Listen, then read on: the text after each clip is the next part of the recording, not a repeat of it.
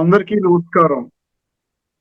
శ్రీమద్ భగవద్గీత ఆధ్యాత్మిక రహస్యాలు అనే శీర్షికలో శ్రీ త్రినాథ్ గారు ధారావాహిక ప్రసంగం చేస్తున్నారు. వారి ధారావాహిక ప్రసంగంలో ఈరోజు 296వ ప్రసంగం చేస్తున్నారు. శ్రీ త్రినాథ్ గారికి స్వాగతం. శ్రీమద్ భగవద్గీత ఆధ్యాత్మిక రహస్యాలు ఈ కార్యక్రమాన్ని వీక్షిస్తున్నటువంటి సోదర సోదరులు హార్దిక స్వాగతం. ఈ రహస్యాల ద్వారా మనం కొత్త విషయాలు, ఇప్పటికీ మనం అర్థం చేసుకునే విషయాలు ముఖ్యంగా మనకేమర్థమవుతుందంటే, మన శాస్త్రాలను మనం కేవలం చదువుకుంటున్నాం. చదువుకోవడం ద్వారానే మనకి ప్రాప్తులు అన్నటువంటి ఒక దృఢ నిశ్చయంతో మనుషులు ఈ రోజున జీవిస్తున్నారు. అర్థమైందండి? కేవలము భౌతికంగా అంటే నేను దేహం అన్నటువంటి భ్రాంతిలో మనం కేవలం చదువుకోవడానికే, అదేవిధంగా పారాయణం చేయడానికే, లేక ప్రవచనాల రూపంలో వినడానికే, అర్థమైంది, దీనికే పరిమితము కానీ చేసినట్లయితే ఇది మీకు అత్యున్నతమైనటువంటి స్థాయి అయినటువంటి స్వర్గం యొక్క ప్రాప్తి. అర్థమైందండి? దాన్ని స్వర్గ వారసత్వం అంటాడు భగవంతుడు. భగవంతుడి యొక్క వారసత్వం ఏ విధంగా తల్లిదండ్రులతో వాళ్ళకు ఉన్నటువంటి ఆస్తులు, డబ్బు అన్నీ కూడా వాళ్ళు పిల్లలకి దారాదత్తం చేస్తారు. అదేవిధంగా ఆధ్యాత్మిక జగత్తులో కూడా భగవంతుడు అంటున్నాడు, నేను నీకు ఇచ్చేటువంటి ఆస్తి దొరకాలంటే, ఆస్తికి నువ్వు హక్కుదారుడివి కావాలి అంటే, నీవు మౌఖికంగా భౌతికంగా కేవలము చదువుకున్నట్టయితే, పారాయణ చేసినట్లయితే, ప్రవచనాల రూపంలో విన్నట్టయితే అది కుదరదు అంటున్నాడు. ఎక్కడైనా విన్నారా ఇప్పటిదాకా మీరు? ఇప్పుడెవరు మనం ఏమనుకుంటున్నాం, ఏదో మనం శాస్త్రాలు పట్టుకుని చదువుకుంటున్నాం, ప్రతిరోజు పూజలు చేసుకుంటున్నాం, పునస్కారాలు, యజ్ఞాలు, యాగాలు, జపాలు, తపాలు, నోములు, వ్రతాలు, అర్థమైందండి, ఇవన్నీ చేసుకుంటున్నాం కదా, చేసుకుంటున్నాం, గుడికి వెళ్తున్నాం, అది చేస్తున్నాం, తీర్థయాత్రకు వెళ్తున్నాం, పెద్ద పెద్ద వాళ్ళ మాటలు వింటున్నాం. ఇదంతా కూడా ఏంటంటున్నాడు భగవంతుడు? ఇన్ఫర్మేషన్ గ్యాదరింగ్, జ్ఞానాన్ని పోగు చేసుకుంటున్నారు. ఏదైతే చూసారో మామూలు భౌతికంలో కూడా, భౌతిక ప్రపంచంలో కూడా మీరు ధనాన్ని ఏం చేస్తారు, సంపాదించుకుంటారు, బ్యాంకులో డిపాజిట్ చేస్తూ పోతారు. వ్యాపారి ఉన్నాడు అనుకోండి, ఇవాళ 50,000 సేల్స్ అయ్యింది అంటాడు, 50,000 సాయంకాలం వెళ్ళి లేదా నెక్స్ట్ డే మార్నింగ్ వెళ్ళి బ్యాంకులో డిపాజిట్ చేస్తాడు, అకౌంట్లో చూసుకుంటాడా, నాది ఇప్పుడు 20 లక్షలు ఉంది బ్యాలెన్స్ ఇందులో అనుకుంటాడు. మళ్ళీ నెక్స్ట్ డే వెళ్ళేస్తాడు, మళ్ళీ 1 లక్ష రూపాయల వ్యాపారం చేస్తాడు, మళ్ళీ కట్టేస్తాడు, 22 లక్షలు అయింది అంటాడు, 23 అయిందంట, 24, ఇలా పెంచుకుంటూ పోతే ఇన్ఫర్మేషన్ గ్యాదరింగ్. నేను ఉపనిషత్తులు చదువుకున్నాను, భగవద్గీత పారాయణ ఇన్నిసార్లు చేశాను, అర్థమైందండి, భాగవతం చదువుకున్నాను, మన శివపురాణం, మన విష్ణు పురాణం చదువుకున్నాను, మహాభారతం, రామాయణ ఇతిహాసాలు చదువుకున్నాను, బ్రహ్మసూత్రాలు చదువుకున్నాను, అన్ని కంఠోపాఠం, ప్రతినిత్యం హనుమాన్ చాలీసతో ప్రారంభమవుతుంది, లేకపోతే విఘ్న వినేశకుడి యొక్క పూజతో ప్రారంభమవుతుంది, లక్ష్మీ స్తోత్రము, లలితా స్తోత్రము, విష్ణు స్తోత్రము. ఇదంతా కూడా భగవంతుడు ఏమంటున్నాడంటే ఇన్ఫర్మేషన్ గ్యాదర్. ఏ విధంగా మీరు డబ్బు సంపాదించుకుంటే బ్యాంకులో డిపాజిట్ చేస్తున్నారు, మీరు వాడుకోవట్లేదు కదా. ఎప్పుడైతే మీరు వాడుకోవడం మొదలు పెడతారో మీ యొక్క స్థితిగతులు పెరుగుతూ ఉంటాయి, ఉన్నతంగా అవుతాయి. అర్థమైందండి? ఒక 100 కోట్లు సంపాదించుకున్నారు, మీరు వాడుకోకపోతే ఇలా ఏమీ లేని వాడికి ఉన్నవాడికి తేడా లేదు. ఏమీ లేనివాడు లేక ఉపయోగించట్లేదు, ఉన్నవాడు ఉండి కూడా ఉపయోగించట్లేదు. నేను బ్యాంకులోనే పెట్టుకుంటానండి, 1 రూపాయి కూడా వాడనంటే ఏంటండి, దానివల్ల ఉపయోగం లేదు. ఎప్పుడైతే మీరు అందులోంచి తీసి ఒక 4 కోట్లు తీసి ఒక మంచి పెద్ద ఫ్లాట్, విల్లా కొనుక్కుంటారు, 1 కోటి రూపాయలు పెట్టి ఫర్నిచర్ కొనుక్కుంటారు, పిల్లలకి మంచి డ్రెస్సులు, వ్యవహారం, ఫర్నిచర్ అన్ని పెట్టుకుంటారు, బ్రహ్మాండంగా ఉంటే ఎట్లా ఉంది, ఒక పెద్ద హై ఎండ్ కారు కొనుక్కుంటారు, ఎట్లా ఉందండి సౌఖ్యం? సేమ్ అండి, 100% ఆధ్యాత్మిక జగత్తులో కూడా ఇదే ప్రిన్సిపల్ అండి, గుర్తుపెట్టు. ఈ విధానాన్ని ఇప్పటి వరకు మనం అర్థం చేసుకోలేదు. భగవంతుడు అంటున్నాడు, ఈ యొక్క మిస్సింగ్ డైమెన్షన్ అంటున్నాడు, ఈ యొక్క కోణాన్ని మీరు మిస్ చేసుకున్నారు కారణంగా, ఏకైక కారణంగానే ప్రపంచమంతా పతనావస్థకి వెళ్ళిపోతుంది, దిగజారుతోంది, విలువలలో దిగజారుతోంది, గుణాలలో దిగజారుతుంది, ఒక సత్కర్మలు చేసే విషయంలో దిగజారుతున్నాయి, సంస్కార పరివర్తన చేసుకునే విషయంలో దాన్ని విస్మరించారు. మరే మీరు అద్భుతమైన భక్తి చేస్తున్నారు, డౌట్ ఎక్కర్లేదు, మీ భక్తిని సంఖ్యించట్లేదు భగవంతుడు. కానీ భక్తి పరిపూర్ణత తెచ్చుకున్నప్పుడే మీరు మళ్ళీ జ్ఞాన నేత్రం మీకు తెరుచుకుంటుంది అంటాడు. అర్థమైందండి? అందువల్ల కేవలం పఠన, పారాయణ, శ్రవణ, దాని తర్వాత మనకు తెలిసిన విషయాలు నలుగురికి చెప్పడం అంటే ప్రచార ప్రసారం చేసుకోవడం వలన దీని వలన ఆత్మ సంస్కరించబడదు అంటున్నాడు భగవంతుడు. చూడండి ఎంత ముఖ్యమైన విషయం చెప్తున్నాడు అవన్నీ. ఇప్పుడు మనము ధార్మికం ఆధ్యాత్మికంలో గత ఎపిసోడ్ నుండి మనం ఒక ముఖ్యమైన విషయాన్ని మనం చర్చించుకుంటూ వస్తున్నాం. ఏమిటంటే అది మోహముద్గర. మోహముద్గర అనబడేటువంటి ఆదిశంకర విరచిత భజగోవింద శ్లోకాలు. ఈ శ్లోకాలు పరిశీలిద్దాం. వీలైనంత వరకు మనం అర్థం చేయించాలి. ఎందుకంటే ఇక్కడ కావాల్సింది ఏంటంటే ఆచరణలోకి తీసుకుని రావాలండి మనుషుల్ని ఆ మూఢత్వంలో నుంచి. గీతలో కూడా ఏమంటాడు, అవజానంతి మాం మూఢా మానుషిం తనుమాశ్రిత అని అవజానంతి నన్ను తెలుసుకోలేరంటున్నాడు. భగవంతుడి డిక్లేర్ చేశాడు అద్భుతంగా, ఒక అథారిటీతో, సాధికారతతో, స్పష్టతతో డిక్లేర్ ఏం చేశాడు, మూఢత్వంలో ఉన్నవాడు నన్ను తెలుసుకోలేడు. భగవంతుడి కంటే మంచి వాక్యాలు చెప్పేవాడు ఉన్నారండి ఎవరన్నా? లేదయ్యా, మూఢత్వంలో ఉన్నా కూడా నువ్వు తెలుసుకుంటావని చెప్తే కూడా అది నమ్మితే నష్టం ఎవరికి జరుగుతుంది చెప్పండి ఒకసారి గమనించండి. భగవంతుడి మహావాక్యాలు మనకి భగవంతుడు ఏమంటున్నాడు, నేను జ్ఞానము చెప్తాను, విజ్ఞానము కూడా చెప్తాను. అందుకనే మోహముద్గర ఆదిశంకరాచార్యులు గారు ఇవన్నీ తెలుసు కాబట్టి వారు ఈ మోహముద్గర అన్నటువంటి ఒక శ్లోకాల శృంఖల ఆ విధంగా ఆయన రచించి ప్రజానీకానికి ఇచ్చారు. మోహం అంటే దేహాభిమానము. మోహం = 100% దేహాభిమానం. ఈ దేహాభిమానాన్ని ముద్గర అన్నాడు. ముద్గర అంటే దాన్ని మనం తెలుగులో ఏమంటాం అంటే సమ్మెట అంటాం. అర్థమైందండి? మనం చిన్నగా ఉంటే సుత్తి అంటాం, అదే పెద్దది మన బండల బద్ద కొట్టేది కొడుతుంటారు కదా, బట్టిగా అందులో ఏదో దూర్చి రేకులో పెట్టి గట్టి కొడతారు కదా, అర్థమైందండి? దాన్ని ఏమంటారంటే సమ్మెటతో కొడతారు, గట్టిగా పట్టుకుంటారు. అంత ఎంత అద్భుతమైనటువంటి పదం పెట్టాడు చూసారు ఆదిశంకరాచార్యులు గారు. మోహముద్గర, మోహాన్ని ఈ విధంగా ధ్వంసము చేసే, మోహాన్ని నాశనము చేసే, సమూలంగా నాశనం చేసేటువంటి ఈ సమ్మెట నేను చెప్పేటువంటి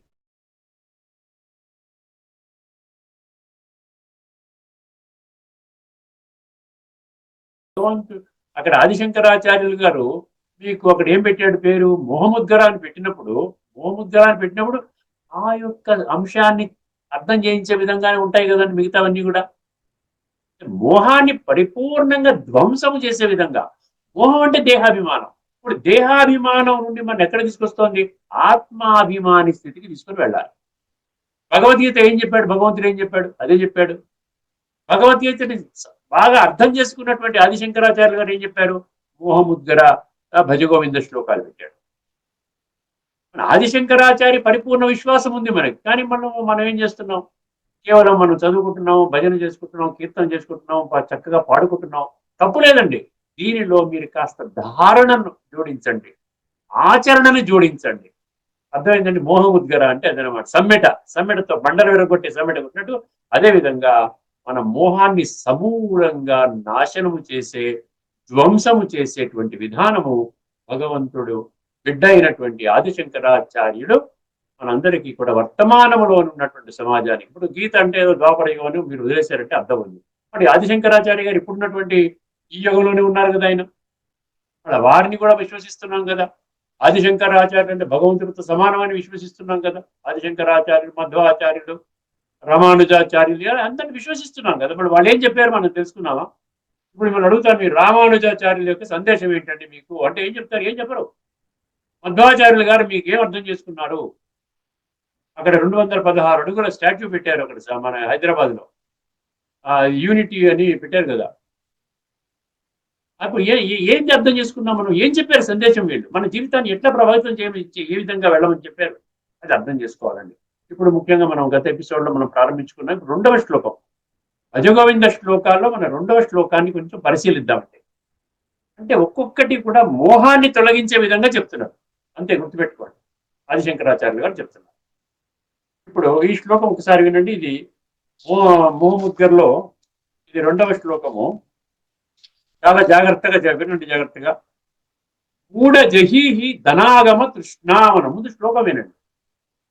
మూఢ జహీహి ధనాగమ తృష్ణ కురు సద్బుద్ధిం మనసి వితృష్ణ. అదే కురు సద్బుద్ధిం మనసి వితృష్ణ. మూఢ జహీహి ధనాగమ తృష్ణ కురు సద్బుద్ధిం మనసి వితృష్ణ. ఇది 2 పంక్తులు అయిందండి. 4 పంక్తులండి. అన్ని 4 పంక్తుల్లో చక్కగా ఎంత అద్భుతమైన జ్ఞానం ఇచ్చాడో అర్థం చేసుకోండి. అంటే క్లారిటీ ఉన్నవాళ్ళు ఇవ్వగలుగుతారండి. అర్థమైందండి. భగవద్గీత గురించి ఎన్నో 30 సంవత్సరాల నుంచి నేను స్టడీ చేస్తున్నాను కాబట్టి నాకున్న క్లారిటీ మీకు ఇవ్వాలనే ఒక తాపత్రయంతో మీకు ఇవన్నీ కార్యక్రమాలు పెట్టుకుని మేము చేసుకుంటున్నాం. దానికి మన ఈ సంస్కృత సంపద ఛానల్ వాళ్ళు ఎవరైతే ఉన్నారో స్థాపించారో డాక్టర్ ఆచార్య బిట్టు వెంకటేశ్వర్లు గారు, వారు దీనికి సహయోగం ఇస్తున్నారు. వారికి కూడా అర్థమయ్యింది భగవద్గీత విషయాలు అందరూ తెలిస్తే బాగుంటుంది, సమాజం బాగుపడుతుంది, దానికి నా యొక్క వంతు నేను సహాయం అందిస్తున్నానన్నారు. మనస్ఫూర్తిగా వారికి ధన్యవాదాలు అర్పిస్తున్నాను. మూఢ జహీహి ధనాగమ తృష్ణాం కురు సద్బుద్ధిం మనసి వితృష్ణ. తర్వాత చాలా బాగుంది. 3వ పంక్తి చూడండి. ఎల్లబసే నిజ కర్మోపాత్తం విత్తం తేన వినోదయ చిత్తం. ఎల్లబసే నిజ కర్మోపాత్తం విత్తం తేన వినోదయ చిత్తం. ఇవన్నీ నేను తీసుకోవాలనుకోలేదండి. ఏదో విధంగా నేను ధ్యానం చేస్తూ ఉంటే, మెడిటేషన్ అంటాం మేము, రాజయోగా అంటాం కదా, అది ఎందుకు ఆచరించట్లేదు? చక్కగా ఆదిశంకరాచార్యులు గారు ఇవన్నీ మోహముద్ర అని పేరు పెట్టాడు. అప్పుడు నాకు అనిపించింది కొన్ని శ్లోకాలు తెలియజేస్తే ఈ మాధ్యమంగా మనం ధార్మికము ఆధ్యాత్మికము, ధార్మికములో కేవలము ఇన్ఫర్మేషన్ గ్యాదరింగ్, చదువుకోవడం మాత్రమే, జ్ఞానాన్ని ఆ విధంగా ఈరోజు మహాభారతంలో ఫలానా పర్వం చదువుకున్నామండి, భగవద్గీతలో ఫలానా అధ్యాయం చదువుకున్నామండి, ఇలాగ వెళ్ళుకుండి ఆ చదువుకోవటంలోనే తన్మయత్వాన్ని పొందుకుంటూ మనం ఏం చేస్తున్నామంటే అదే సరిపోతుంది అనుకుంటున్నామండి. ఇప్పుడు ఒకసారి పదవిచ్ఛేదన చేస్తాను, మీకు దీనికి అర్థం చేసుకోండి ఒకసారి. మూఢ అంటే మీకు అర్థమైంది. ఓ మూర్ఖుడా, ఆదిశంకరాచార్య ఏమంటున్నాడు? ఏ మూర్ఖుడా, ఏ మూఢ అంటే బుద్ధినేత్రాన్ని తెరవని వాడంతా మూఢ అంటారు. బుద్ధినేత్రాన్ని వాళ్ళు తెరుచుకోరు, అంధవిశ్వాసంలో జీవితం గడుపుతారు. అంధవిశ్వాసం అంటే మనం అనేక మార్లు చర్చించుకున్నాం. నేను దేహం అన్నటువంటి ఒక భావనతో జీవితాన్ని గడుపుతారు. వాళ్ళకి ఆత్మజ్ఞానం అనేది, కేవలం ఆత్మ అనేది ఏంటంటే ఏదో చనిపోయినప్పుడు గుర్తు చేసుకోవాలన్న భావన తప్ప ఒక భావన లేదు వాళ్ళకి. ఆత్మజ్ఞానమే లేనప్పుడు పరమాత్మ జ్ఞానం ఎక్కడి నుంచి వస్తుంది? ఎందుకంటే గీతలో ఏం చెప్పాడు? ఆత్మ యొక్క ఉనికి ద్వారా పరమాత్మ యొక్క ఉనికి అన్నాడు. 13వ అధ్యాయంలో ఆఖరి శ్లోకం చూసుకోండి. ఇప్పటికి అనేక మార్లు మనం చర్చించుకున్నాం. ఇప్పుడు ఎక్కడికి వచ్చామో మనం 295 ఎపిసోడ్లు పూర్తి చేసుకున్నాం. ఇంకా ఎక్కడికి వెళ్తామో ఎప్పటిదాకా పూర్తి అవుతుందో కూడా నాకు తెలియదు. అర్థమైందండి. మూఢ అంటే ఏంటంటే, జహి అంటే ఏంటి? ఇక్కడ జహి అంటే ఏంటి? జహాత్ అన్నాడు గీతలో కూడా. త్యజించండి అంటున్నాడు, విడిచిపెట్టండి అంటున్నాడు. మూఢ జహి ధనాగమ తృష్ణ, ధనాన్ని పోగు చేసుకో. ఆగమ అంటే తీసుకోవడం. ధనం ఇంకా వచ్చేసింది, ఇవాళ వచ్చేసింది, 5 లక్షలు సంపాదించుకున్నావు, వ్యాపారం చేసావు, ఇంకా ఇంకా ఇంకా ఇంకా ఆ కాంట్రాక్ట్, ఈ కాంట్రాక్ట్, వాడు నువ్వు అక్కడికి వెళ్ళరా ఇది అంటే నిరంతరము మనసులో ధనాన్ని పోగు చేసుకోవడానికి ఆలోచనలు పెట్టుకుంటాడంట. తృష్ణ అంటే ఏంటి? కోరికలు. ఏ మూర్ఖుడా, మూఢ జహీహి ధనాగమ తృష్ణ. ఎందుకంటే వేరే మీనింగ్ రాదని మీరు చూసుకోవచ్చు. గూగుల్లోకి వెళ్ళండి, చాట్ జీపీటీలోకి వెళ్ళండి, పుస్తకాలు తిరగేయండి. ఏముంది? ఈ మోహముద్గర ఎందుకు పెట్టాడు పేరు? ముద్గర అంటే ఏమిటి? మోహం అంటే ఏమిటి? 100కి 100% ఒకటే అర్థం వస్తుందండి. ప్రపంచంలో ఉన్న ఏ వ్యక్తి చదువుకున్నా ఒకటే అర్థం వస్తుంది. నేనేదో వంకర్ టింకర్గా చెప్తున్నాను, ఏదో అనుకూలంగా చెప్తున్నారు, ప్రతికూలంగా ఏమీ అవసరం లేదు. అర్థమైందండి. మూఢ జహీహి ధనాగమ తృష్ణ అంటే ధనము పొందవాలేటువంటి ధన సంపాదనపై ఫోకస్ అనమాట. మన జీవితమే ధన సంపాదన, స్థూల ధనం అని గుర్తుపెట్టుకోండి ఇక్కడ. తర్వాత ఏమన్నాడు? కురు సద్బుద్ధిం, చాలా జాగ్రత్తగా వినండి. కురు సద్బుద్ధిం మనసి వితృష్ణ అన్నాడు. సద్బుద్ధి అంటే ఏమిటి? సద్బుద్ధి అంటే భగవంతుడు అన్నాడు 84 లక్షల జీవరాశుల్లో కేవలం మనిషికి మాత్రమే నేను సద్బుద్ధి, దివ్య బుద్ధి, వివేక శక్తి, పరిశీలన శక్తి, power of discrimination, power of judgement, ఏది సత్యము, ఏది అసత్యము, ఏది ధర్మం, ఏది అధర్మం, ఏది మంచి, ఏది చెడు, దేహము, నేను దేహం అంటే ఏది, నేను ఆత్మ, ఇది నా దేహం అంటే ఇవన్నీ స్పష్టంగా. క్షేత్రము, క్షేత్రజ్ఞుడు, వస్త్రము వేసుకునేవాడు, ఆత్మ. భగవద్గీతలో ఎన్ని 46 శ్లోకాలు నేను ఐడెంటిఫై చేశానండి. నువ్వు ఆత్మవి, నువ్వు ఆత్మవి, నువ్వు ఆత్మ, నువ్వు ఆత్మ. అది సద్బుద్ధి అన్నాడు ఇక్కడ. మంచి దివ్య బుద్ధి అంటే, సద్బుద్ధి అంటే తెలివైన వాడు.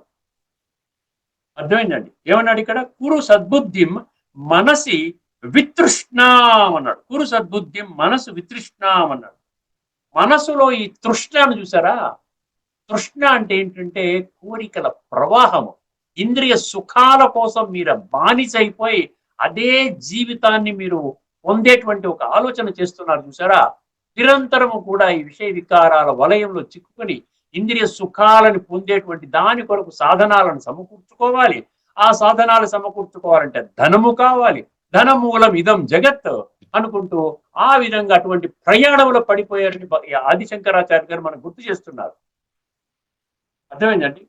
మూఢ జహీహి ధనాగమ తృష్ణ కురు సద్బుద్ధిం మనసి వితృష్ణ అంటే ఏం చెప్పాడు? ధన సంపాదనపై అతి తృష్ణ, లోభము మనసుకు ఎప్పటికీ ప్రశాంతత చేకూర్చనివ్వదు. లోభ ప్రవృత్తి. లోభం 16వ అధ్యాయంలో 21వ శ్లోకంలో గంభీరమైన ప్రకటన చేయడం జరిగింది. ఏం చెప్పాడు? త్రివిధం నరకస్యేదం ద్వారం నాశనమాత్మనః కామః క్రోధః తథా లోభః. అండర్లైన్ చేసుకోండి. కామః క్రోధః తథా లోభః ఏతత్రయం త్యజేత్ అన్నాడు. వెంటనే విడిచిపెట్టవయ్యా అంటున్నాడు. ఈ కలియుగం యొక్క ఆఖరి క్షణాలు నడుస్తున్నాయి. ఎప్పుడు వెళ్ళిపోతుందో తెలియదు. ఉన్నటువంటి ఈ శరీరం ద్వారానే నువ్వు పురుషార్థం చేసుకోవాలి. ఆత్మని సంస్కరించుకోవాలి. ఎందుకంటే సంస్కారాలు మాత్రమే శరీరం చాలించిన తర్వాత, దేహత్యాగం తర్వాత ఆత్మ ఇక్కడి నుంచి వెళ్ళిపోయి తనకు కూడా కేవలము అప్పటి వరకు మనము చేసినటువంటి కర్మల యొక్క ఫలితము ఆధారముగా నీవు ఆ సంస్కారాలని పోగు చేసుకున్నావు. దానిని పరివర్తన చేసుకునే విధానంలోనే నీ జీవితాన్ని అర్పణ చెయ్యాలి అంటున్నాడు భగవంతుడు గీత ద్వారా. అదే విషయాన్ని ఇక్కడ ఆదిశంకరాచార్య గారు చెప్తున్నారు. మూఢ జహీహి ధనాగమ కృష్ణాం కురు సద్బుద్ధిం మనసి వితృష్ణాం ఎల్లభసే నిజ కర్మోపాత్తం. ఎల్లభసే నిజ కర్మోపాత్తం. చూసారు ఎంత బాగా చెప్తున్నాడు? ఎల్లభసే అంటే ఏంటి? నీకు ఎల్లభసే, ఇప్పుడు 3వ పంక్తి 4వ పంక్తి కలిపి చెప్తాను, నీకు అర్థమవుతుంది. ఇప్పుడు ఎల్లభసే నిజ కర్మోపాత్తం విత్తం తేన వినోదయ చిత్తం అన్నాడు. నీ యొక్క కర్మల ఆధారముగా నీకు సౌఖ్యము లభిస్తుంది. నీవు చేసుకున్నటువంటి కర్మల ఆధారముగా, అర్థమైందండి? ఎల్లభసే లభిస్తుంది. కర్మల ఆధారముగా ఏమి లభిస్తుందంట? కర్మోపాత్తం అంటే కర్మలు చేసినటువంటి, నీవు మంచి కర్మలు చేస్తే మంచిగా ఉంటావు. మంచి కర్మలు చేయకపోతే నీవు తక్కువగా డబ్బు వస్తుంది. పేదవాడి ఇంట్లో పుడతావు. సంస్కారాలు బాగోపోతే ఎక్కడ పుడతావు? దరిద్రుడు ఇంట్లో పుడతావు. పుట్టగానే వాడికి నీకు కనీసం పాలిచ్చేటువంటి స్తోమత కూడా లేని ఇంట్లో పుడుతున్నారు. ఎన్నో కోట్ల మంది ఉన్నారు కదా పేద, ఆ విధంగా అట్టడుగులు ఉన్నటువంటి వాళ్ళు ఉన్నారు కదా. ఇక్కడ ఏమంటున్నాడు? ఇక్కడ ఎల్లభసే నిజ కర్మోపాతం. నిజమైనటువంటి కర్మలు ఏవైతే నువ్వు చేస్తున్నావో, అసలైనటువంటి కర్మలు ఏవైతే నువ్వు చేస్తున్నావో, అర్థమైందండి, దాని ఆధారంగా నీకు ధనము సమకూరుతుంది. ఎందుకంటే ఒకటి టాటా బిర్లా అంబానీ ఇంట్లో పుడుతున్నాడు, ఒకటి అడుక్కునే వాడి ఇంట్లో పుడుతున్నాడు కదా. ఇది ఒక సైన్స్ అండి. ఈ గీత అనేది ఆధ్యాత్మిక దృష్టికోణం అర్థం చేసుకుంటే ఒక స్పిరిచువల్ లా. ఇది అంధవిశ్వాసానికి అసలు ఏమాత్రం అవకాశం లేదు. ఇదే ధోరణిలో ఆదిశంకరాచార్యులు గారు విరచితమైనటువంటి ఈ విధంగా భజగోవింద శ్లోకాలు మోముద్ర నడుస్తోంది. నీవు అద్భుతమైనటువంటి కర్మలు చేసుకున్నావు అనుకోండి, ఎన్నో జన్మలుగా మీకు త్యాగ గుణం ఉంది, అందరికీ కూడా పంచి పెడుతున్నారు, సమృద్ధిగా సంస్కార పరివర్తన చేసుకుంటూ ఉన్నారు. మీ లక్ష్యం అంతా కూడా ఇతరులకు సహాయం చేయడమే మీరు లక్ష్యంగా పెట్టుకుని ఉన్నారు. Real happiness lies in making others happy అన్నట్టు. సార్ అది ఎంత అద్భుతమైన స్టేట్మెంట్ అండి. Real happiness lies in making others happy. మీరు భార్య పిల్లల్ని పోషించుకున్నారు, ఇల్లు కట్టుకున్నారు, కారు కొనుక్కున్నారు, అది కాదు, అది పెద్ద ఏం కాదండి, ఖచ్చితంగా చేస్తారు, అది రొటీన్ గా చేసుకుంటారు. కానీ మీ యొక్క ఈ విశిష్టమైనటువంటి మానవ జన్మ ద్వారా మీరు ఏదైనా ఇతరులకు, సమాజానికి ఏదైనా సేవ చేశారా?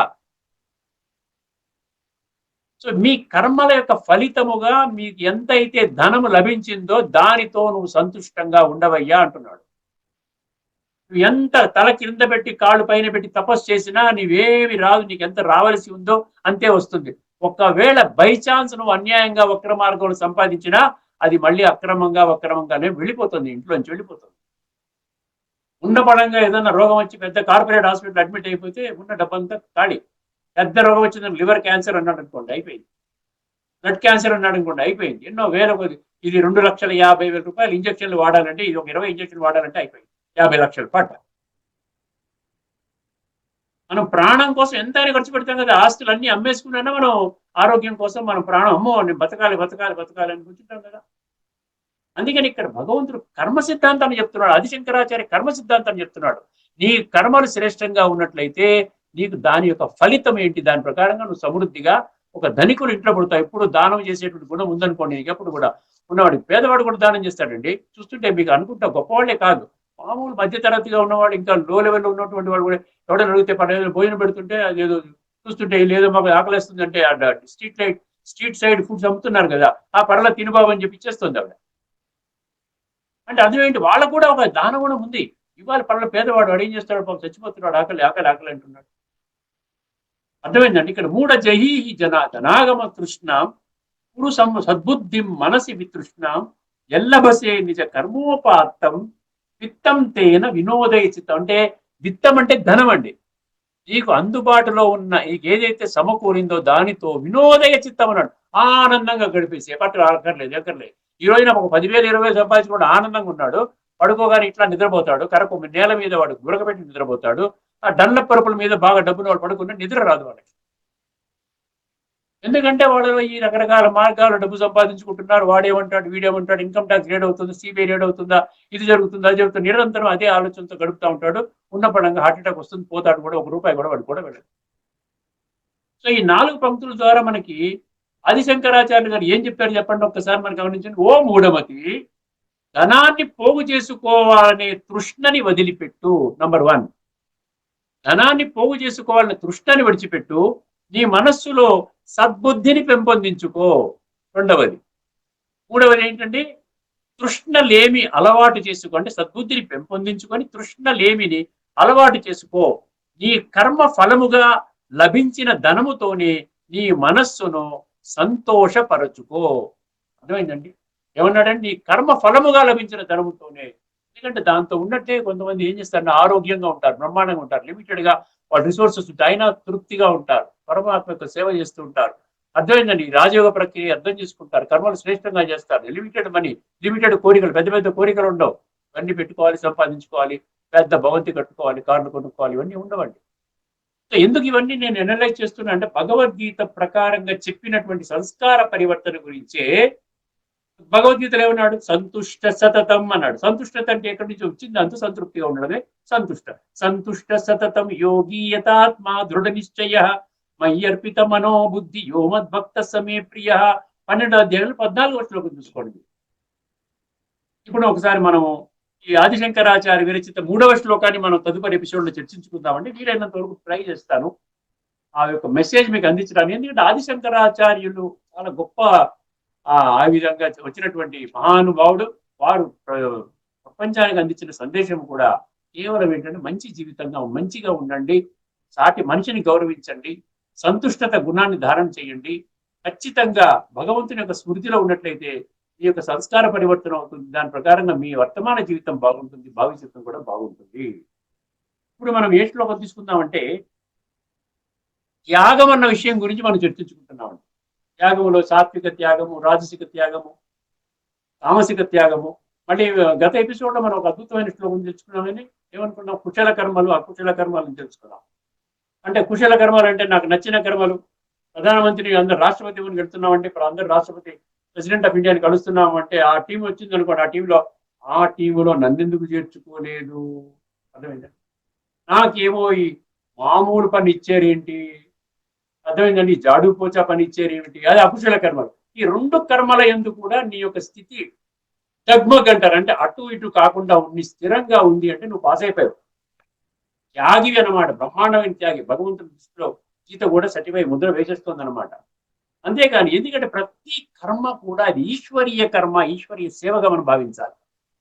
అర్థమైందండి. అదేనమాట అక్కడ చెప్పింది. ఇప్పుడు మనం ఏం చేసుకుంటున్నాం అంటే ఇక్కడ మనం ఇంకొక శ్లోకము, ఇంకోటి తర్వాత గత ఎపిసోడ్లో మనం చర్చించుకున్నది ఈ శ్లోకం ఏంటంటే నహి విద్యేభృతా శక్యం చక్రం కర్మాన్యశేషిత. అసలు కర్మని విడిచిపెట్టలేము అంటున్నాడు. ప్రతి ఒక్కరు కర్మ చేయవలసిందే. నడుస్తుంటే కూడా కర్మ, కళ్ళతో చూస్తున్న కర్మ, మాట్లాడుతున్న కర్మ, గాలి పీల్చుకుంటున్న కర్మ, వింటున్న కర్మ. ఈ కర్మేంద్రియాలు కర్మ చేయించడానికే ఉన్నాయి. కర్మ సన్యాసము అనేది కర్మని విడిచిపెట్టడము కానే కాదు. కర్మ సన్యాసము అంటే ఏమిటండి, నీవు కర్మలు చెయ్యాలి, భగవంతుని యొక్క ప్రీతిపూర్వకమైన కర్మలు చెయ్యాలి. వర్తమాన సమయంలో పరమాత్మ ఈ సృష్టి మీద అవతరించి మనకు చెప్తున్నది ఏంటి? సంస్కార పరివర్తన ద్వారానే రేపు రాబోయేటువంటి అద్భుతమైనటువంటి సంసారము, అందులో సత్య త్రేతాయుగాలు అనబడేటువంటి స్వర్గములో నీ యొక్క ప్రవేశము నిర్ధారింపబడింది, కానీ ఇంకా ఏ ఇతర ఫార్ములా పనికి రాదుంటున్నాడు. అందువల్ల ఖచ్చితంగా ఈ కర్మ సన్యాసం అంటే ఇంటర్నల్ రినౌన్సియేషన్ అనమాట. రినౌన్సియేషన్ అంటే ఏంటి? పరివర్తన ఆంతరికంగా తీసుకుని రావాలి. అంతేగాని బాహ్యంగా నేను వస్త్రం మార్చుకుంటాను, లేకపోతే అడ్రస్ మార్చుకుంటాను, అడ్రస్ మార్చుకుని నేను భార్య పిల్లల్ని విడిచిపెట్టేస్తాను, ఎక్కడికో వెళ్ళి ఏదో పొందుతాను, ఏమి పొందలేవండి. అందుకనే భగవద్గీతలో ఏం చెప్పాడు? అటువంటి త్యాగం ద్వారా నైవ త్యాగ ఫలం లభేత్ అన్నాడు. అర్థమైందండి? నైవ త్యాగ ఫలం లభేత్ ఎక్కడన్నాడు? 18వ అధ్యాయంలోని 8వ శ్లోకంలో అన్నాడు. నువ్వు ఆంతరికంగా ఏమి చర్యలు తీసుకోకుండా బాహ్యంగా ఏదో చేసుకుని నువ్వు సన్యాసం చేస్తుంటే నువ్వు మనసులో ఏదో భావిస్తున్నావు, నేను సన్యాసించేశాను, హైయెస్ట్ ప్రాప్తి నేను పొందుతున్నాను అనుకుంటున్నావు. కానీ భగవంతుడు ఏమంటున్నాడు? అటువంటి త్యాగం కాదు నేను చేయమని చెప్పింది. కర్మ చేసి కర్మ ఫలాన్ని విడిచిపెట్టుకుని కామ్యానాం కర్మణాం న్యాసం సన్యాసం కవయో విదు సర్వ కర్మ ఫలత్యాగం రాహుస్త్యాగం విచక్షణ. 18వ అధ్యాయంలో 2వ శ్లోకం మనం మర్చిపోకండి. కామ్య కర్మలను విడిచిపెట్టమన్నాడు కానీ సంపూర్ణ కర్మలు విడిచిపెట్టమని చెప్పలేదండి. ఎన్నిసార్లు చెప్పుకున్నా ఇది తక్కువేనండి. ఎందుకంటే చాలా ముఖ్యమైనటువంటి ప్రకటన భగవంతుడు. కామ్య కర్మలు అంటే భౌతిక ఇంద్రియ సుఖాలని ఆ విధంగా పొందేటువంటి దాని మీద వ్యామోహం తగ్గించున్నాయన. నీవు భగవంతుని యొక్క దైవ కర్తవ్యం, ధర్మ సంస్థాపన కర్తవ్యం ఏదైతే భగవంతుడు సృష్టి మీద వర్తమాన సమాజంలో చేస్తున్నాడో, వర్తమాన ఇక్కడ చేస్తున్నాడో, సమయంలో చేస్తున్నాడో, ఆ కర్మని సమర్థించే కర్మలు చేసినట్లయితే భగవంతునికి చాలా ప్రీతిపూర్వకంగా అవుతా ఉంటున్నాడు. ఇప్పుడు ఒకసారి మీకు తదుపరి శ్లోకంలో తీసుకుని వెళ్తానండి. ఇది చాలా ముఖ్యమైన శ్లోకము. మనం వరుసగా చర్చించుకుంటున్న 18వ అధ్యాయంలో ఇప్పటిదాకా ఎక్కడి దాకా వచ్చే మనం 11 శ్లోకాలు చర్చించుకున్నాం. అర్థమైందండి? ఇప్పుడు ఈ ప్రక్రియలో ఈ త్యాగము, సన్యాసము, త్యాగం అంటే ఏంటి, కర్మఫల త్యాగము అర్థమైంది. ఇప్పుడు మనము ఇక్కడ ఒక అద్భుతమైన శ్లోకం చెప్పారండి. ఇది 18వ అధ్యాయంలోని 12వ శ్లోకం. చాలా ఈజీగా అర్థమవుతుంది. నేను బ్యాక్గ్రౌండ్ అంతా మీకు తయారు చేశాను, బ్యాక్గ్రౌండ్ అంతా క్లారిటీ ఇచ్చాను. ఇప్పుడు మీకు ఈజీగా అర్థమవుతుంది. చూడండి, ఎక్కువ టైం స్పెండ్ చేయక్కర్లే ఈ శ్లోకం అర్థం చేసుకోవడానికి. అర్థమైందండి? అనిష్టమిష్టం మిశ్రం చ కర్మణో త్రివిధ కర్మణ ఫలం. కర్మఫలం 3 రకాలంట. అనిష్టం, ఇష్టం, మిశ్రం, మిక్స్డ్. అనిష్టం అంటే అన్ప్లెజెంట్, చెప్పండి చూసారా? అదేవిధంగా ఇష్టం అంటే ఇష్టపడి చేసే కర్మలు. అనిష్టం, ఇష్టం, మరి మిశ్రం అన్నాడు, మిక్స్డ్ అనమాట, మంచి చెడు 2 కాంబినేషన్.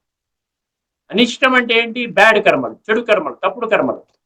తప్పుడు కర్మల ఆ ఫలితం కూడా తప్పుడుగా వస్తుంది కదా. అనిష్టం. ఇష్టం అంటే మంచి కర్మలు, మీరు దానం చేశారు, అది చేశారు, ఒకటి భోజనం పెట్టారు, లేకుండా ఉంటే భగవంతుడి కార్యక్రమంలో సమర్థించే కర్మలు, మంచి సాటి మనిషిని గుర్తించే పనులు చేశారు. ఈ విధంగా అనిష్టం, ఇష్టం, మిశ్రం చ అంటే మంచి చెడు 2 చేస్తారు.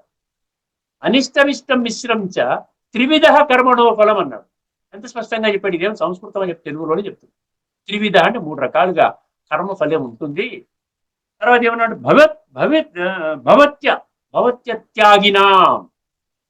భవత్యత్యాగినాం ప్రేత్య నతు సన్యాసినాం క్వచిత్ అంటారు. భవత్యత్యాగినాం ప్రేత్య నతు సన్యాసినాం క్వచిత్. ఇప్పుడు శ్లోకాన్ని పదవిచ్ఛేదం చేస్తా, మీకు ఈజీగా అర్థమవుతుంది. వర్తమానంలో మనుషులు 3 రకాల కర్మలు చేస్తున్నారు. కలియుగం యొక్క అంతిమ సమయంలో మనుషులందరూ 3 రకాల కర్మలు చేస్తున్నారు. ఒకటి మంచి కర్మలు చేస్తున్నారు. మంచి కర్మలు అంటే ఏంటంటే సాటి మనిషిని గౌరవించే కర్మలు చేస్తున్నారు.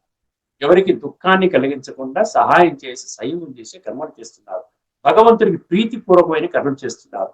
భగవంతుడి యొక్క ఇప్పుడు ఏదైతే భగవద్గీత ద్వారా సృష్టి పరివర్తన కార్యక్రమం భగవంతుడు ఏదైతే చేస్తున్నాడో, ఈ యుగ పరివర్తన, సృష్టి పరివర్తన, అర్థమైందండి? ఈ విధంగా కలియుగం నుండి సత్యయుగం అనేది రాబోతున్న అతిత్వంలోనే. ఇప్పుడు ఇది సంగమ యుగము, ఈ సంధించే సమయము, ఆత్మలు పరమాత్మ కలయిక సమయము. ఈ సమయంలో భగవంతుడు ఏమంటున్నాడు? నాకు అత్యంత ప్రీతి కూర్చేటువంటి పిల్లలు ఏంటంటే నా ధర్మ సంస్థాపన కర్తవ్యాన్ని సమర్థించే కర్మలు చేసేవాళ్ళు అంటున్నారు. ఎందుకంటే భగవంతుడు కేవలం ఒకే ఒక కర్తవ్యాన్ని చేయడానికి వస్తున్నాడు. యుగ పరివర్తన చేయడానికి వస్తున్నాడు. ఎందుకంటే కలియుగం అంటే అంతిమ సమయంలో చేరిపోయింది. ప్రతి ఒక్క మనిషి దిగిపోతున్నాడు. ఎంత ధనం ఉన్నా కూడా విలువలలో దిగజారిపోతున్నాడు, దివ్య గుణాలలో దిగజారిపోతున్నాడు. అంత ఎటువంటి శక్తి లేనటువంటి పరిస్థితిలో ఉన్నాడు, టెన్షన్లో ఉన్నాడు, సమస్యల్లో ఉన్నాడు, రోగాలతో ఉన్నాడు. ప్రపంచమంతా ఒక రోగాల నిలయంగా మారిపోయింది. అదే 3 రకాల కర్మలు చేస్తున్నాడు. ఒకటేమో అనిష్టము, ఇష్టము మరియు మిశ్రమము. గుర్తుపెట్టుకోండి, చెప్పాను కదా.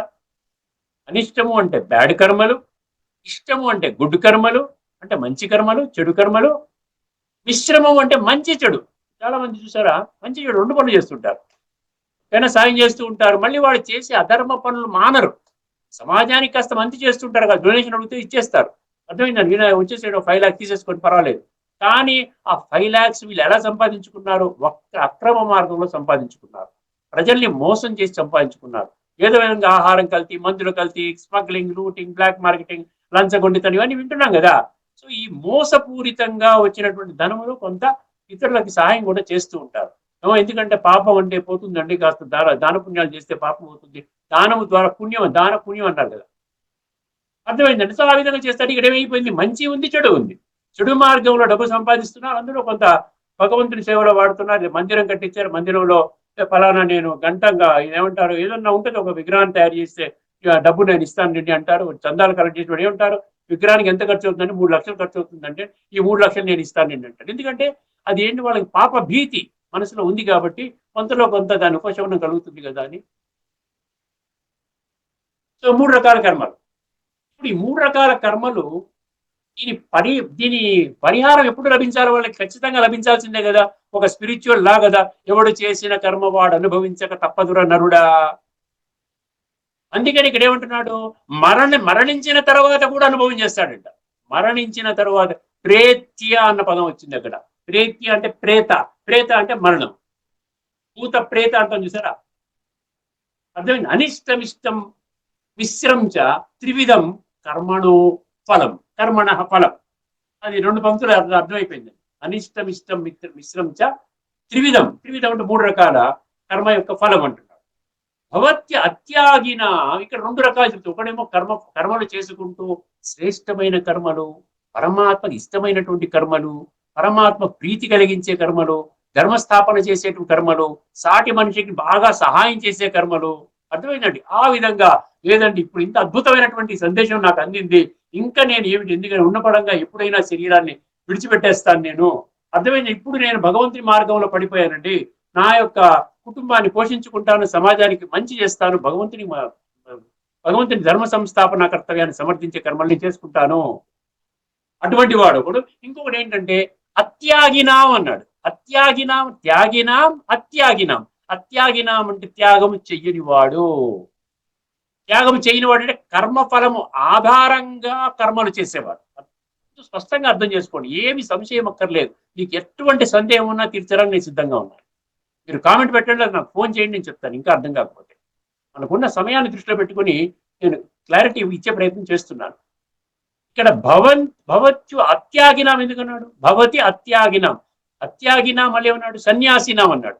సన్యాసినాం అంటే కర్మలు వదిలేసి నాకేమక్కర్లే, భగవంతుడి కార్యక్రమం చేస్తున్నావు, ఆయన చేసుకుంటాడు, ఫలితం ఆయనకే, మంచి జరిగిన ఆయనకి, చెడు జరిగిన ఆయనకి, నాకే సంబంధం లేదు, హాయిగా ఉంటాడు.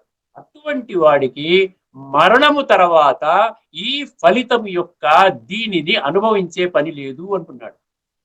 వాడు చక్కగా సంస్కార పరివర్తన చేసుకుంటున్నాడు, దాని ఫలితం అద్భుతంగా ఉంటుంది. వీడేమో అనుభవం ఎట్లా, సత్యయుగంలో శ్రేష్టమైన జన్మ తీసుకుంటాడు, హాయిగా నిశ్చింతగా భగవంతుడు తోడు పెట్టుకున్నాను, ఆయన నిజంగా నా అదృష్టము, ఈ విధంగా ఏదో కార్యక్రమం ద్వారా నాకు పరమాత్మ సృష్టి మీద అవతరించాడన్న విషయం అర్థమైంది, నిజంగా అవతరించాడా లేదా అని తెలుసుకోవాలని నా మనసు గట్టిగా కోరింది. వెంటనే నేను అర్థం చేసుకునే ప్రయత్నం చేశాను, నిజంగానే పరమాత్మ ఈ సృష్టి మీద అవతరించి తన దివ్య అలౌకిక ధర్మ సంస్థాపన కర్తవ్యాన్ని చేస్తున్నాడన్న విషయం నాకు బోధపడింది. సో ఆ మార్గంలో వెళ్ళిపోయాను. సో ఇక్కడ ఏం చేశాడు, ఆంతరిక సన్యాసం చేసుకుంటూ వెళ్ళిపోయాడు. ఆంతరికంగా అర్థమైందండి, ఆ విధంగా చేసుకున్నాడు. సత్యయుగంలో శ్రేష్టమైన జన్మ పొందిసాడు, అయిపోయింది. ఇప్పుడు అత్యాగిన వాడి సంగతి ఏంటి, అనిష్టం ఇష్టం మిశ్రంచ కర్మలు, 3 రకాల కర్మలు, చెత్త కర్మలు చేసుకుంటూ వచ్చి మంచి కర్మలు చెడు కర్మల కాంబినే అన్ని చేసుకుని ఉన్నటువంటి శరీరాన్ని చాలించారు. భవతి అత్యాగినాం ప్రేత్య అన్నాడు. అర్థమైందండి. భవంతి అంటే ఏంటి? వాళ్ళు అనుభవం చేస్తారు, చనిపోయిన తర్వాత కూడా అనుభవం చేస్తారంటే అర్థం ఏమిటంటే ఈ కర్మల యొక్క నెట్ రిజల్ట్ ఏమిటి? నీవు చనిపోయే సమయానికి నీ కర్మల యొక్క నెట్ రిజల్ట్ ఏమిటి?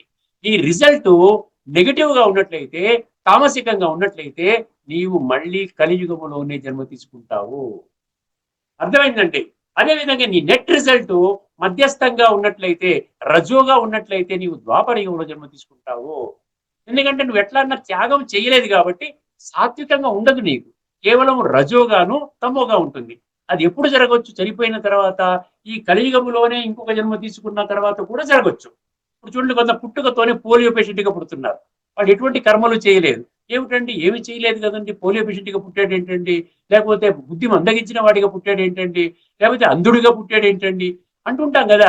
ఇక్కడ మనం అర్థం చేసుకోవాల్సింది ఏంటంటే వాడు పాత కర్మలన్నీ భ్రష్ట కర్మలతో, భ్రష్ట సంస్కారాలతో ఇక్కడ వచ్చి ఈ జన్మలో అనుభవం చేస్తున్నాడు వాడు. అందుకనే పుట్టుకతోనే వాడు పోలియో, పుట్టుకతోనే మెంటల్ రిటార్డ్, పుట్టుకతోనే రకరకాల విధంగా వాడు జన్మ తీసుకుని అవస్థపడే జన్మ తీసుకున్నాడు, లేదు పేదవాడి ఇంట్లో పుట్టాడు. అంటే దీనికి కారణం ఏంటంటే తన యొక్క కర్మలు. అందుకని చనిపోయిన తర్వాత కూడా నీకు ఈ కర్మలు బాధిస్తాయంటే తదుపరి జన్మ నీవు చేసే కర్మల ఆధారంగా ఉంటుంది. ఒకవేళ ఇప్పుడు ఈ కాలచక్రం, నూతన కాలచక్రం ప్రారంభమవుతుంది అతి త్వరలో అంటున్నాడు కదా భగవంతుడు. ఒకవేళ నువ్వు చనిపోయే సమయానికే నూతన ప్రపంచం ప్రారంభం అయిపోయింది అనుకోండి, బై ఛాన్స్, రెండవ ఆప్షన్ చెప్తున్నాను. సత్యయుగం ప్రారంభం అయిపోయింది, వీళ్ళు అక్కడ జన్మ తీసుకోవడానికి అర్హత లేదు.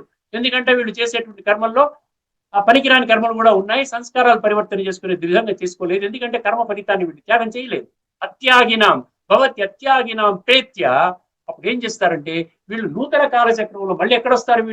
వీళ్ళ సంస్కారాల అనుసారంగా వాళ్ళు రజోతములోనే వస్తారు. కాబట్టి ఐదర్ ద్వాపర యుగం కానీ కలియుగం కానీ ఎక్కడైతే వాళ్ళ యొక్క జన్మ, వాళ్ళ సంస్కారాలు మ్యాచ్ అయ్యే శరీరం తీసుకుంటారో ఆ శరీరం తీసుకొని మళ్ళీ ఇక్కడ చేసినటువంటి, ఇప్పుడు ఎండింగ్ లో చేసినటువంటి కర్మల యొక్క ఫలితాన్ని, అనిష్ట ఇష్ట మిశ్రం, ఈ కర్మల ఫలితాన్ని అక్కడ అనుభవం చేస్తారు. ఇక్కడ ముఖ్యమైన విషయం ఏంటంటే ఈ ఫార్ములా, ఈ శ్లోకంలో భగవంతుడు ఇచ్చిన ఫార్ములా ఏంటంటే నీవు చేసిన కర్మ ఖచ్చితంగా నీవు ఈ జన్మలో కానీ తదుపరి జన్మలో కానీ అనుభవం చేయవలసిందే. ఇది కర్మ యొక్క సిద్ధాంతము. కర్మల గుహ్య గతి. మనం ఎన్ని శ్లోకాలు, 45 ఎపిసోడ్స్ నుంచి ఈ కర్మల గుహ్య గతి, కర్మల సిద్ధాంతం తెలుసుకుంటూ ఉన్నాం.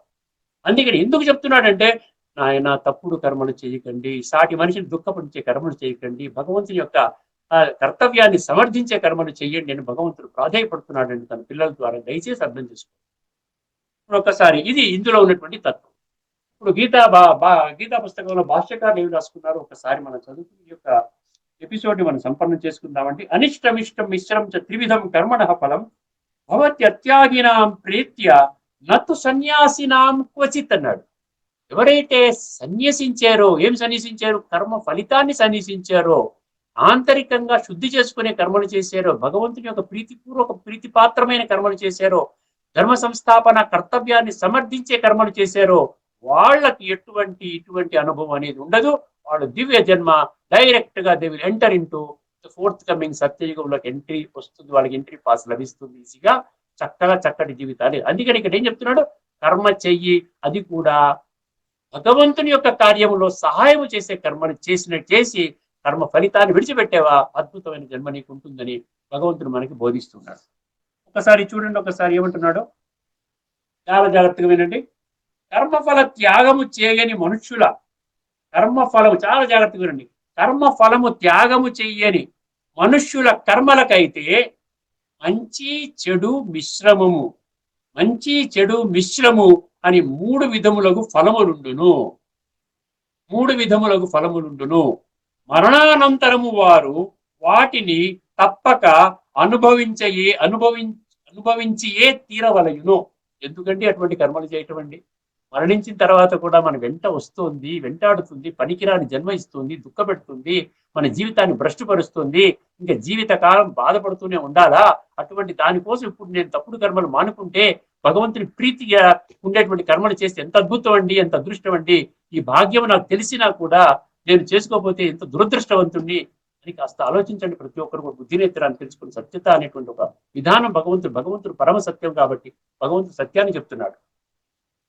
కర్మఫలము త్యాగము చేయని మనుష్యుల కర్మలకైతే మంచి చెడు మిశ్రమము అని 3 విధములకు ఫలములుండును. మరణానంతరము వారు వాటిని తప్పక అనుభవించి తీరవలయును. కానీ అంటే 2 వర్గాలు కదా, ఒకటి కర్మఫలాన్ని విడిచిపెట్టినవాడు, ఒకటి కర్మఫలాన్ని విడిచిపెట్టనివాడు. కానీ కర్మఫల త్యాగమునర్చిన కర్మయోగులు, అర్థమైందండి, కర్మయోగులు తమ కర్మల ఫలములను ఏ కాలమునందైనను ఏ విధముగాను అనుభవింపవలసిన పని ఉండదు. ఎందుకంటే వాళ్ళు ఏం బిల్డప్ చేసుకోలేదు. వాళ్ళ కర్మలు సాత్వికంగా ఉన్నాయి, సంస్కార పరివర్తన జరిగింది, అద్భుతంగా ఎంజాయ్ చేస్తున్నారు. ప్రతి కర్మని భగవంతుని యొక్క కార్యక్రమాన్ని సమర్థించే కర్మలు చేస్తున్నారు. ఎటువంటి తప్పుడు కర్మలు చేయటం లేదు. విషయ వికారాల వలయం నుండి వాళ్ళు బయటకు వచ్చేశారు.